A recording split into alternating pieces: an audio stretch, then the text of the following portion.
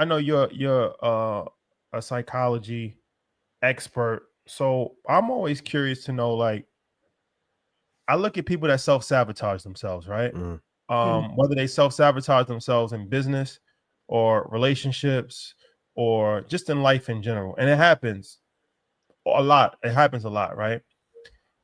I always wonder, is that a result of childhood trauma? Is that a result of Mm. your peers that you're around and you don't want to feel like you've elevated past them, so you rather stay at the level that they're at? Like, what is the cause of somebody self-sabotaging their success, and how do you overcome that hurdle so you don't become one of those victims? No, I love that. What was the first word you said in sabotage? Oh, Self-sabotage. okay. Self sabotage. So key thing is it a trauma response? Absolutely. It's a trauma Mm. response to somebody who has already sabotaged themselves, meaning they were already dismantled prior to entering into the relationship, right? So we teach what we know, we produce who we are. If I come in as a dismantled, sabotaged, abandoned, neglected, abused woman, Mm. then I produce who I am in this relationship, which means nothing you can do can make me produce something other than what I am. Broken women or men create broken homes and relationships because they come in producing who they are. I always say, again, it goes my very raw, unapologetic, and probably unpopular advice or opinion. A baby daddy gonna be a baby daddy. A baby mama gonna be a baby mama. What am I saying? What I'm saying is a man who marries is going to produce marriage and relationships that he enters. A man who procreates is going to procreate in relationships that he gets into because he's creating who he is. This is why we usually see women who have multiple kids with multiple men. Those men usually have kids with multiple women. It's like they're Mm. recycling each other. Mm. Back to self-sabotage. So wait, so you hold on, let me That's profound. so let me just get this Go straight. So for you saying a baby daddy is gonna be, so meaning if a baby daddy in a relationship, he's going to carry that same mentality into business. Is it. that Into what you're saying? business. I You're love saying that. a baby daddy is gonna be a baby daddy. What does that mean? What does that actually mean? Okay, let's take Offset and Cardi B. Mm. Cardi B, Cardi B, Cardi B. Hold on, came into it. Single black woman, no kids, not a divorcee, not a baby mama. She might have been dancing and stripping and doing her thing, but we're talking about what she produced. She produced a family and a husband. Offset came in with multiple beautiful babies, with multiple women, and he produced a baby mama at a Oh, Cardi B Mm. because they are now divorcing. And let me go further. He sent a tweet that said, I won. You're a baby mama. So listen, it's not that I have to speak it for him. He already put it out there. He But let's said be it. clear. He created and produced who he was when she chose him. She has become a product of him. See, what happens is women, men too, but tend to fall in love with how he's treating me, what he's doing for me. That's the mask. That is the costume. That is who he may really want to be. We forget to fall in love with the results that this man has already produced because the results Mm. that he's produced will end up being the result that he produces. So again, we say, but when he came, I got it in my session earlier today. I get it all the time. But Doc, when he came in, he was loving, he was empowering, he was inspiring me. He wasn't abusive, he was faithful. He had 3 kids by 3 different women. I found out months or years later that he was having womanizing traits and characteristics. Let me say this. A man with multiple kids by multiple women is a womanizer. So Mm. you chose a womanizer by his result. Oh, wait. Because I know that's gonna be a controversial thing. For sure, A but she woman, cooking. a womanizer to me is somebody that takes advantage of women. You could have a kid in a relationship, break up, get in a relationship, have a kid, break up. Now you got two women pregnant. You have two baby moms. Essentially, you have two kids. Does that make you a womanizer? But she's speaking to what you produce as the afterthought in the broken homes. Am I correct? Yes, if I impregnate two women, the woman couldn't keep me. She wasn't incentive to make a family because I made a child. That's called a broken house. Hold on. Oh, the child wasn't incentive enough to keep me. So I'm going to go on to the next woman and I'm going to do the same thing. Hold on. The woman wasn't good enough to keep me. The child is not going to be good enough to keep me. Hold on. Woman number 3. And woman number 3 goes, guess what? He's different with me.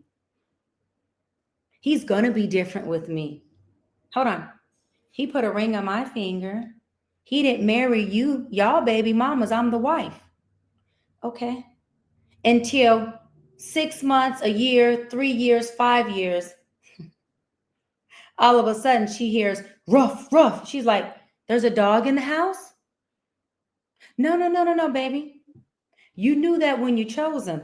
He just waited 3 to 4, 5, or 6 years to bark. Dogs bark, baby. It don't matter how silent they are. And let me explain this to you. A dog gonna bark no matter what park it's in. The small dog park, the big dog park, the beach, the Virginia park, the LA park. You take them to Rutgers. A dog, when the doorbell rings, it's just about when that dog decides to bark. So again, women are choosing dogs and then going, excuse my language, this Negro barked. Girl, he barked before you. You just thought you was going to be able to train the dog. It don't work like that. Listen, people, men and women, shift and change when we feel like it, if we ever feel like it. And consequence, punishment, and incentives don't change us. We do when we feel like it. Prison ain't changing people from coming out and creating the same crimes. Hold on. The relapse rate for drugs is 92%. Oh, that means that nothing, no consequence, no punishment is changing an addict from being an addict. Wait a minute. Our community, our Black community, we have broken homes and broken families.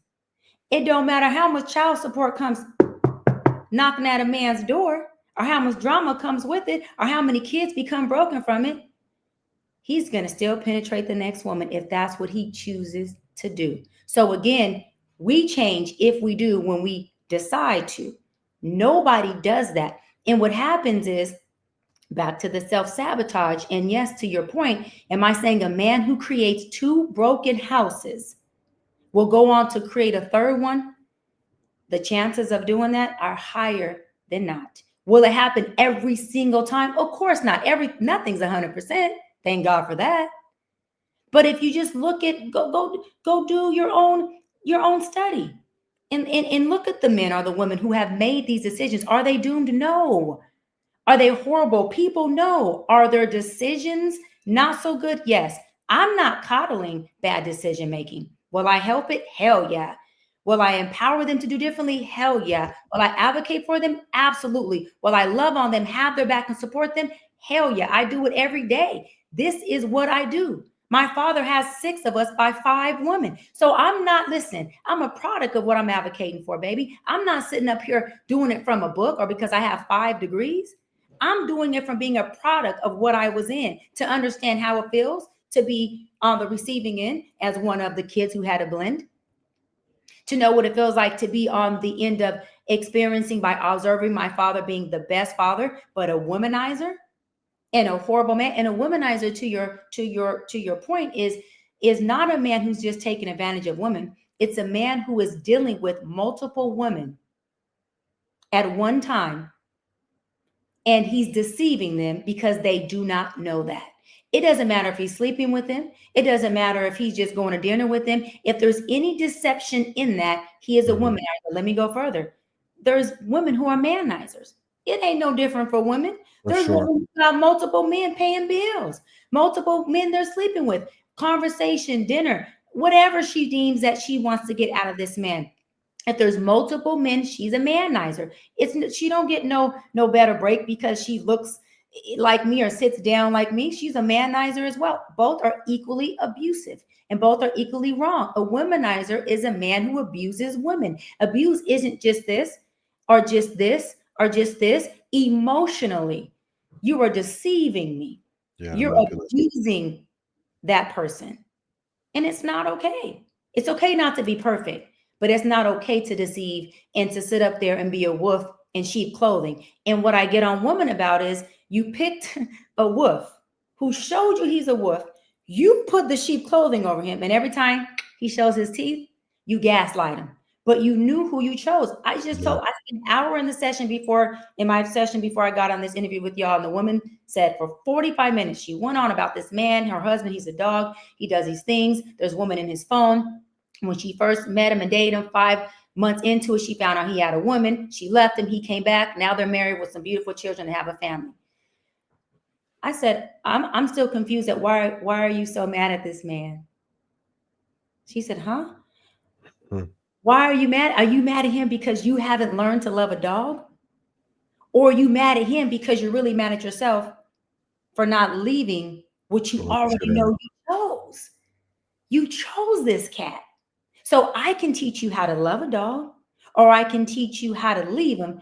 But there's no point in leaving him, sis, if you're going to go to another dog park and choose again. There's no point.